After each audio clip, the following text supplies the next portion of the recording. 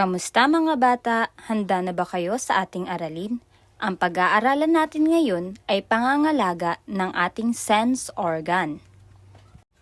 Paano nga ba natin mapapangalagaan ang ating sense organ? Narito ang ilan sa mga dapat gawin upang mapangalagaan natin ang ating sense organ. Tamang pangangalaga ng mata. Magsuot ng sunglasses kapag maaraw. Magbasa ng may sapat na liwanag. Kumain ng prutas at gulay na mayaman sa bitamina.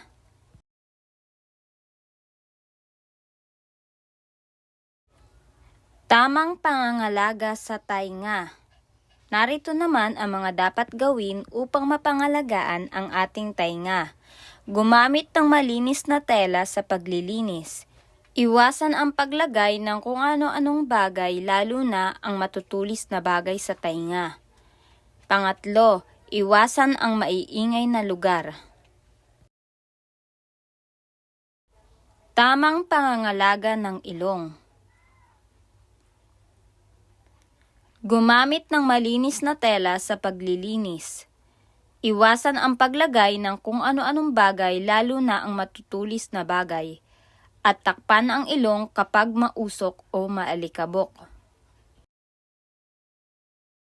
Narito naman ang mga dapat gawin upang mapangalagaan ang ating dila. Una,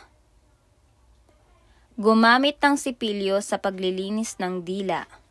Pangalawa, iwasan ang pagkain ng sobrang init na pagkain. At pangatlo, kumonsulta sa doktor kapag may impeksyon ang dila. Upang mapangalagaan naman ang ating balat, narito ang mga dapat gawin. Maligo araw-araw. Gumamit ng sabon o shampoo, malinis na towel kapag maliligo. Kumain ng prutas at gulay. Iwasan ang pagbababad sa araw o paglalaro sa sikat ng araw o kainitan ng araw. Kumonsulta sa doktor kapag may problema sa balat. Ngayong natutuhan mo na kung ano ang mga dapat gawin upang mapangalagaan ang iyong sense organ, sagutin ang mga sumusunod. Handa ka na ba?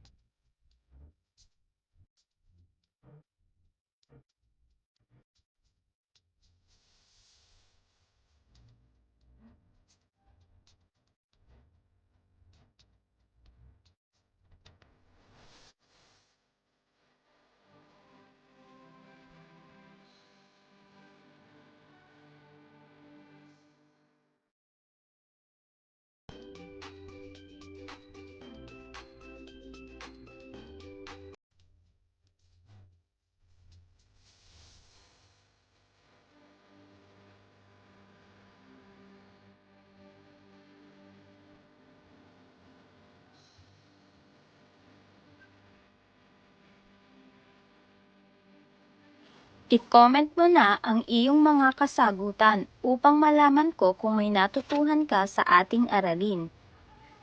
Maraming salamat sa pakikinig. Paalam!